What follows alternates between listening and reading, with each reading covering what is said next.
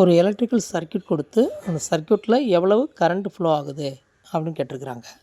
சர்க்யூட்டில் பார்த்தோம்னா ஒரு 12 வோல்ட் பேட்ரி இருக்குது, 3 ரெசிஸ்டன்ஸ் இருக்குது, 2 டயோடு இருக்குது. எலக்ட்ரிக்கல் சர்க்யூட்டில் எப்போ டயோடு கொடுத்துருந்தாலும் நம்ம ஃபஸ்ட்டு பார்க்க வேண்டியது ஃபார்வர்டு பயாஸில் இருக்கா அல்லது ரிவர்ஸ் பயாஸில் இருக்கான்னு பார்க்கணும். ஒருவேளை ரிவர்ஸ் பயாஸில் ஏதாவது டயோடு இருந்தால் அது வழியாக கரண்ட்டு ஃப்ளோ ஆகாது. அப்போ அதை ஒட்டி இருக்கக்கூடிய ரெசிஸ்டன்ஸை நம்ம கணக்கில் எடுக்க வேண்டிய அவசியம் கிடையாது. இப்போ நம்ம கொடுத்துருக்க சர்க்யூட்டில் பார்த்தீங்கன்னாக்க D1 வந்து ரிவர்ஸ் பயாஸு, ஆகவே அதை கணக்கில் எடுக்க வேண்டியதில்லை. அப்போ கரண்ட்டு வந்து D2 வழியாக தான் ஃப்ளோ ஆகும்.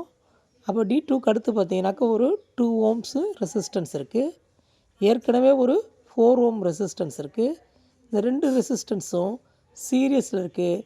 அப்போ எஃபெக்டிவ் ரெசிஸ்டன்ஸ் பார்த்திங்கன்னா 6 ஓம் ஆயிரும். வோல்டேஜ் வந்து 12 வோல்ட் பேட்ரி. அப்போ வோல்டேஜ் டிவைடட் பை ரெசிஸ்டன்ஸ் போட்டோம்னா நமக்கு கரண்ட்டு கிடைக்கும் 12/6.